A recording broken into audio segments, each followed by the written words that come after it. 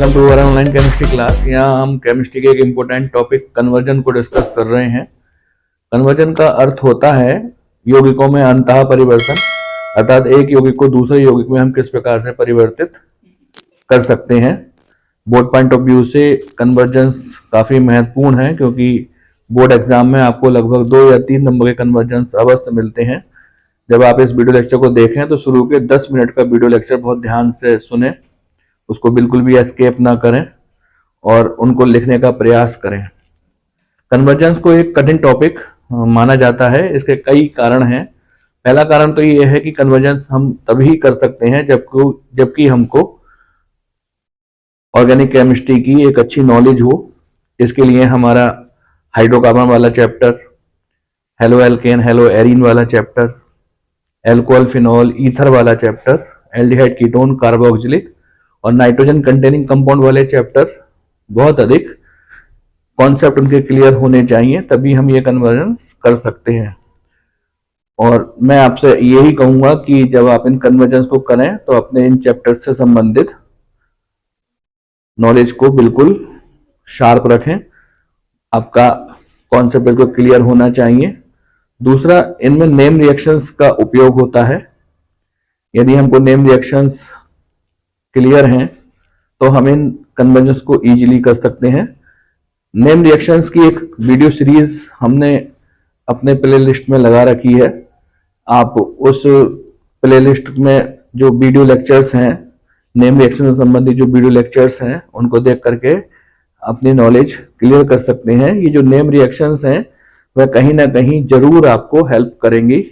तो एक बार कन्वर्जन के टॉपिक को या वीडियो लेक्चर को देखने से पहले अपने ऑर्गेनिक केमिस्ट्री के चैप्टर्स और नेम रिएक्शंस के जो टॉपिक्स हैं उनको अवश्य क्लियर करें। कन्वर्जेंस को करने के लिए हम इनको 2 भागों में वर्गीकृत कर सकते हैं। एक वह यौगिक अंतः परिवर्तन जिसमें कि कार्बन परमाणुओं की संख्या में वृद्धि होती है, और एक वह कन्वर्जेंस या यौगिक अंतः परिवर्तन जिनमें कार्बन परमाणुओं की संख्या में कमी होती है।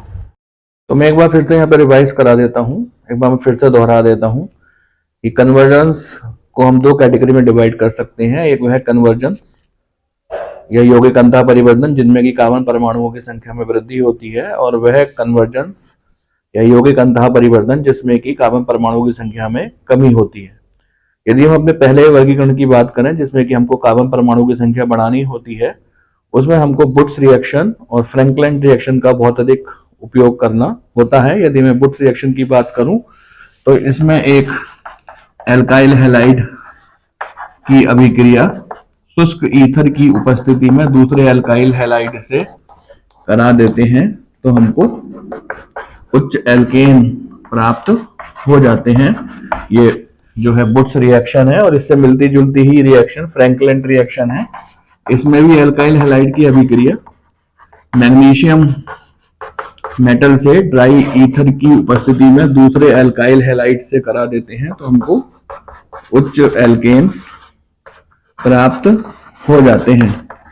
तो बुट्स रिएक्शन और फ्रैंकलिन रिएक्शन, इनमें कार्बन परमाणुओं की संख्या में वृद्धि हो जाती है, और कार्बन परमाणु की संख्या में वृद्धि सम कार्बन परमाणु की संख्या अर्थात 2, 4, 6, 8 इस प्रकार से कार्बन परमाणु की संख्या में वृद्धि होती है, और इसी प्रकार के हमको एल्केन मिलते हैं। एक रिएक्शन और है कॉल्बे की विद्युत अपघटनीय अभिक्रिया। कॉल्बे की विद्युत अपघटनीय अभिक्रिया में हम कार्बोक्सिलिक समूह का सोडियम लवण लेते हैं और उसका जल अपघटन या विद्युत अपघटन करा देते हैं, तो हमको उच्च एल्केन प्राप्त हो जाते हैं। यहाँ पर एनोड पर एल्केन और CO2 गैस उत्पन्न होती है, जबकि कैथोड पर हाइड्रोजन गैस निकलती है। तो ये 2 रिएक्शंस हैं, अर्थात ये 3 रिएक्शंस हैं जिनकी सहायता से हम कार्बन परमाणु की संख्या में वृद्धि कर सकते हैं। एक और रिएक्शन है एल्काइल हैलाइड की, हम पोटेशियम साइनाइड से रिएक्शन करा देते हैं, तब भी कार्बन परमाणुओं की संख्या में वृद्धि हो जाती है, RCN प्लस KX। इस प्रकार से हम इन 4 अभिक्रियाओं का बार बार उपयोग करेंगे और कार्बन परमाणु की संख्या में वृद्धि करेंगे। तो मैंने यहाँ पर आपको ये समझाया कि किस प्रकार से कार्बन परमाणु की संख्या में वृद्धि की जा सकती है, और ज़्यादा डिटेल से समझने के लिए आप हमारे नेम रिएक्शन की हेल्प ले सकते हैं। ये नेम रिएक्शन आपको नेम रिएक्शन के प्ले ग्रुप टॉपिक के अंदर मिल जाएंगी। अब बात करते हैं कि किस प्रकार से कार्बन परमाणु की संख्या में कमी कर सकते हैं। इसके लिए हमको दो रिएक्शंस ध्यान में रखनी होती है। एक वी कार्बोक्सिलीकरण अभिक्रिया, जिसको कि अंग्रेजी में हम डी कार्बोक्सिलेशन बोलते हैं, और एक है हाफमैन ब्रोमाइड अभिक्रिया। अगर वी कार्बोक्सिलीकरण अभिक्रिया की बात करें तो कार्बोक्सिलिक समूह के सोडियम लवण की अभिक्रिया सोडा लाइम से की जाती है। ये सोडा है, ये लाइम है, लाइम माने चूना, और इस प्रकार से Na2CO3 निकल जाता है और एल्केन प्राप्त होता है। आप देख सकते हैं कि यहाँ पर R के साथ COONA के साथ एक कार्बन जुड़ा हुआ है, जबकि यहाँ पर ऐसा नहीं है। इसी प्रकार से हाफमैन ब्रोमाइड अभिक्रिया के द्वारा भी हम कार्बन परमाणुओं की संख्या में कमी कर सकते हैं। इसमें हम एमाइड की अभिक्रिया ब्रोमीन और एल्कोहलिक KOH से कराते हैं। प्राइमरी अमीन बनते हैं RNH2 plus 2KBr plus K2CO3 plus 2H2O। तो ये दो रिएक्शंस कार्बन परमाणुओं की संख्या में कमी में प्रयुक्त होती हैं और बार बार कन्वर्जेंस में यूज होंगी। तो आप इनसे संबंधित अपने कॉन्सेप्ट को अवश्य क्लियर कर दें। आइए पहले कन्वर्जन की ओर बढ़ते हैं। पहले कन्वर्जन के रूप में हमने बिल्कुल सिंपल हाइड्रोकार्बन का कन्वर्जन लिया है। मैथेन को हम एथेन में चेंज करेंगे। तो सबसे पहले हमको ये पता होना चाहिए कि मैथेन का सूत्र क्या है और एथेन का सूत्र क्या है। आप देख सकते हैं कि मैथेन का सूत्र CH4 और एथेन का सूत्र है C2H6। कार्बन परमाणु की संख्या में वृद्धि हो रही है। मैथेन के अंदर एक कार्बन परमाणु है, जबकि एथेन के अंदर दो कार्बन परमाणु है। कहीं ना कहीं हमको बुट्स रिएक्शन करनी होगी, और हम जानते हैं कि बुट्स रिएक्शन एल्काइल हैलाइड देते हैं। तो आप पहले मैथेन से मेथाइल क्लोराइड बनाइए। इसके लिए आप मैथेन की रिएक्शन क्लोरीन से करा देंगे सूर्य के प्रकाश की अनुपस्थिति में। इस प्रकार से मैथिल क्लोराइड बन जाएगा। अब आप इसकी बुट्स रिएक्शन करा दीजिए, आपको एथेन प्राप्त हो जाएगा। अगर मैं इस वाली पॉइंट को समझाने का प्रयास करूं तो बुट्स रिएक्शन में CH3Cl मैथिल क्लोराइड की अभिक्रिया सोडियम मेटल से शुष्क ईथर की उपस्थिति में की जाती है। इस प्रकार से ये Na2, इस प्रकार से ये 2NaCl बाहर निकल जाएगा और बचा क्या, ये CH3 बचा और ये CH3 बचा। इसको मैं यहाँ पर C2H6 के रूप में लिख दूंगा। तो इस प्रकार से आप बिल्कुल सिंपल कन्वर्जन मैथेन को एथेन में चेंज कर सकते हैं। यहाँ पर केवल ये समझाने का प्रयास किया जा रहा है कि कार्बन परमाणु की संख्या में किस प्रकार से आप वृद्धि कर सकते हैं। नेक्स्ट कन्वर्जन है एथेन से ब्यूटेन। ऊपर वाले कन्वर्जन से बिल्कुल मिलता जुलता है। पहले हम फॉर्मूला लिख लेते हैं। एथेन का फॉर्मूला है C2H6 और हमको ब्यूटेन C4H10 बनाना है। तो पहले हम एथेन को हम क्लोराइड में चेंज कर लेते हैं और इसके लिए हम सूर्य के प्रकाश की अनुपस्थिति में क्लोरीन से रिएक्शन करा देंगे। इस प्रकार से एथिल क्लोराइड बन जाएगा और इसकी फिर हम बुट्स रिएक्शन करा देंगे। बुट्स रिएक्शन कराने पर हमको ब्यूटेन प्राप्त हो जाएगा। अगर मैं इस वाले रिएक्शन को आपको समझाने का प्रयास करूं तो C2H5Cl एथिल क्लोराइड की अभिक्रिया सोडियम मेटल से हम करा देंगे।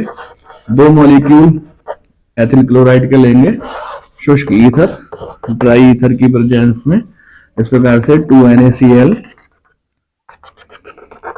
और C2H5 और C2H5, इसको हम लिख देंगे C4H10। ब्यूटेन हमको प्राप्त हो जाएगा। सिंपल सी रिएक्शंस है, यहाँ पर यह समझाने का प्रयास किया जा रहा है कि किस प्रकार आप कार्बन परमाणु की संख्या में वृद्धि कर सकते हैं। आइए नेक्स्ट कन्वर्जन की ओर बढ़ते हैं। नेक्स्ट कन्वर्जन के रूप में मेथिल अल्कोहल से एथिल अल्कोहल किस प्रकार बनाया जाएगा, इसको समझने का प्रयास करते हैं। बोर्ड एग्जाम के पर्पज से बहुत इंपॉर्टेंट कन्वर्जन है। पहले हम मेथिल अल्कोहल का फॉर्मूला देख लेते हैं, CH3OH, और एथिल अल्कोहल का फॉर्मूला C2H5OH।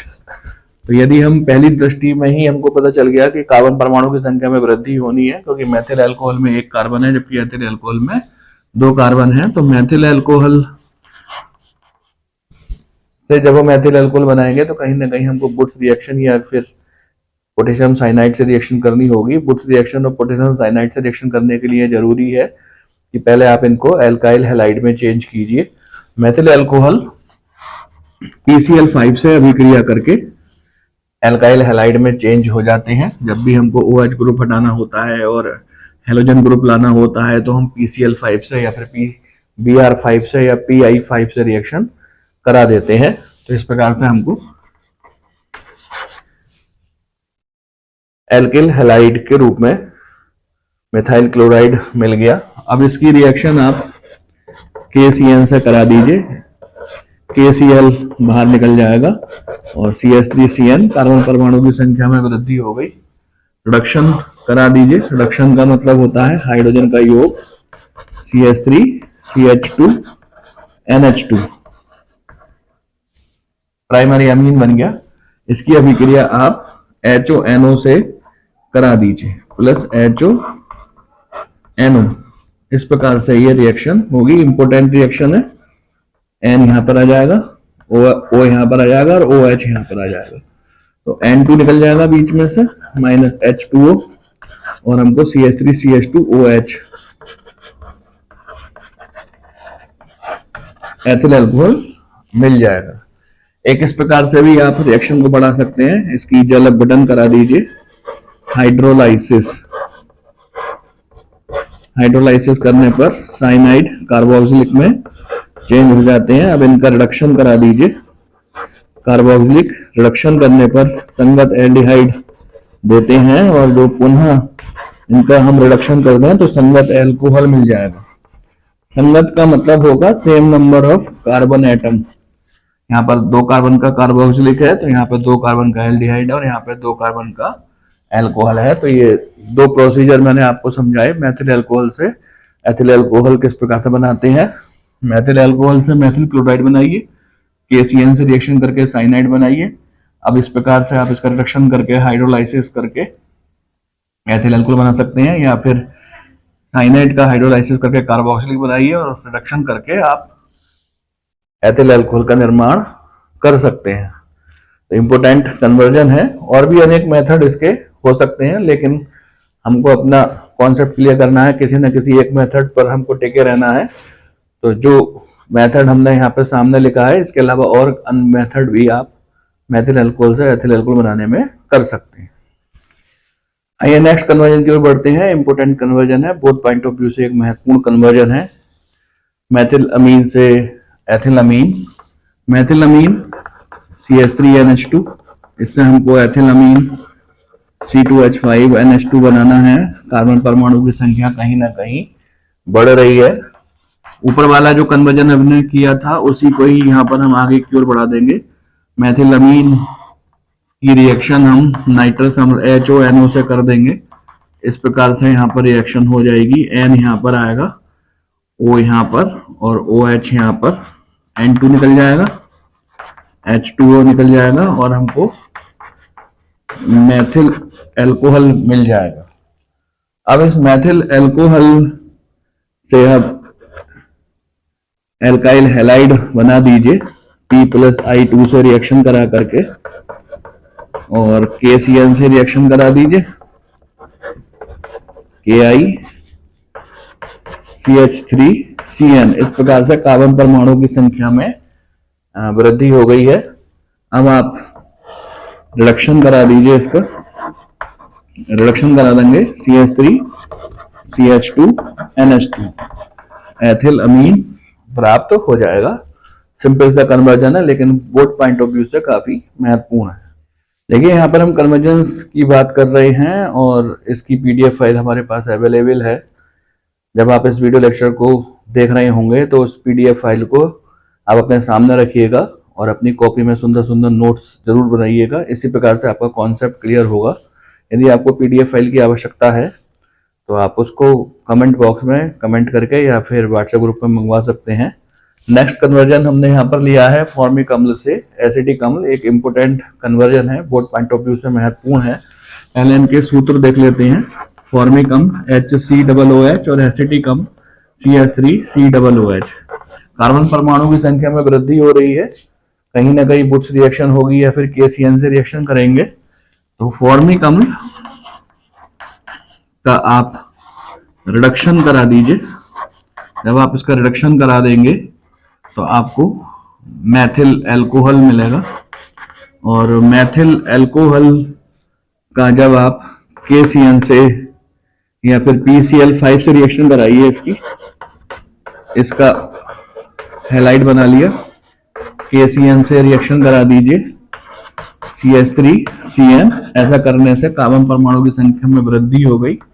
अब आप इसका हाइड्रोलाइसिस करा दीजिए, जल अपघटन। हाइड्रोलाइसिस करने पर ये एसिटिक अम्ल में चेंज हो जाएगा। इस प्रकार से इसका हाइड्रोलाइसिस हो सकता है 2H2O = CH3COOH। एसिटिक एसिड हमको मिल गया प्लस NH3। रिएक्शन देख लीजिए, बैलेंस हुई रिएक्शन। कार्बन के 2 परमाणु हैं तो यहाँ पर भी कार्बन के 2 परमाणु हैं। हाइड्रोजन के 3 और 4 7, तो 3 और 1 4, 4 3 7, और नाइट्रोजन का 1, उधर भी नाइट्रोजन का 1 है, ऑक्सीजन के 2, तो ये ऑक्सीजन के 2 परमाणु हैं। तो ये जो रिएक्शन है जो हमने यहाँ पर की है मेथिल साइनाइड का जल अपघटन और जिससे हमने कार्बोक्सिलिक बनाया है, वह अभिक्रिया इस प्रकार से कंप्लीट होगी। नेक्स्ट कन्वर्जन है एथेनोइक एसिड से प्रोपेनोइक एसिड। इनका पहले फॉर्मूला देख लेते हैं। एथेनोइक एसिड CH3COOH और प्रोपेनोइक एसिड, इसके अंदर 3 कार्बन परमाणु होंगे। तो ये जो एथेनोइक एसिड है इसको एसिटिक एसिड भी बोलते हैं। अभी हम इससे ऊपर वाला कन्वर्जन कर चुके हैं। फॉर्मिक अम्ल को एसिटिक एसिड में किस प्रकार से चेंज करते हैं, ठीक उसी प्रकार का कन्वर्जन है एथेनोइक एसिड अर्थात एसिटिक अम्ल को हम प्रोपेनोइक एसिड में किस प्रकार से चेंज करेंगे। तो आप स्वयं भी कर सकते हैं। जो एथेनोइक एसिड है इसका आप रिडक्शन करा दीजिए, संगत अल्कोहल में ये चेंज हो जाएगा एथिल अल्कोहल। इसका आप हैलोजन डेरिवेटिव बना लीजिए PCl5 से अभिक्रिया करके CH3CH2Cl। कार्बन परमाणु की संख्या बढ़ानी है, KCN से रिएक्शन करा दीजिए CH3CH2CN। अब आप इसका जल अपघटन करा दीजिए, जल अपघटन। तो CH3CH2COOH। इस प्रकार से आप प्रोपेनोइक एसिड प्राप्त कर सकते हैं। प्रोपेनोइक एसिड ये IUPAC नाम है। इसी प्रकार से एथेनोइक एसिड एसिटिक अम्ल का IUPAC नाम है। तो किसी प्रकार से भी पूछा जा सकता है, साधारण नाम से भी पूछा जा सकता है और IUPAC नाम से भी बताया जा सकता है। आइए नेक्स्ट कन्वर्जन की बात करते हैं। बोथ पॉइंट ऑफ व्यू से एक महत्वपूर्ण कन्वर्जन है मैथेनल से एथेनल। पहले इनका फॉर्मूला देख लेते हैं इस प्रकार से। तो ये IUPAC नाम दे रखा है, वैसे इसका साधारण नाम है फॉर्मल डिहाइड और इसका साधारण नाम है एसिटल डिहाइड। तो फॉर्मल डिहाइड से हमको एसिटल डिहाइड या फिर मैथेनल से एथेनल बनाना है। इंपोर्टेंट कन्वर्जन है, आप इसको स्वयं भी कर सकते हैं। जो HCHO है इसका रिडक्शन कर दीजिए, रिडक्शन करने पर ये अल्कोहल में चेंज हो जाएगा। अब आप इसकी PCl5 से अभिक्रिया कर दीजिए, एल्केल हैलाइड बन जाएगा। कार्बन परमाणु संख्या बढ़ाने के लिए KCN से रिएक्शन कर दीजिए CH3CN। अब आप इसका जल अपघटन या हाइड्रोलाइसिस कर दीजिए। CH3COOH एसिटिक एसिड, और इसका रिडक्शन कर दीजिए। रिडक्शन करने पर मंद ऑक्सीकारकों की उपस्थिति में COOH ग्रुप संगत CHO ग्रुप में चेंज हो जाएगा, और इस प्रकार से हम मेथेनॉल से एथेनॉल या फॉर्मल्डिहाइड से एसिटल्डिहाइड कर सकते हैं। इंपोर्टेंट कन्वर्जन है। तो इस वीडियो लेक्चर में हमने 7 कन्वर्जन का अध्ययन किया, और हमारा मेन उद्देश्य रहा कि किस प्रकार से कार्बन परमाणुओं की संख्या बढ़ाई जा सकती है। तो इस वीडियो लेक्चर को यहाँ पर ही फिनिश करते हैं। अब जब हम नेक्स्ट वीडियो लेक्चर में मिलेंगे, वहां पर हम ये समझने का प्रयास करेंगे कि किस प्रकार से कार्बन परमाणुओं की संख्या में कमी की जा सकती है, अर्थात वह कन्वर्जेंस हम करेंगे जिसमें कि एक अधिक कार्बन संख्या वाला कार्बनिक यौगिक कम कार्बन संख्या वाले कार्बनिक यौगिक में चेंज हो रहा है। तो इस वीडियो लेक्चर को आप अपनी कॉपी में अवश्य लिखिएगा, बार बार देखिएगा, अपने मित्रों से शेयर कीजिएगा। यदि कोई कठिनाई या परेशानी आती है तो आप उसको कमेंट बॉक्स में या फिर व्हाट्सएप ग्रुप पर पूछ सकते हैं।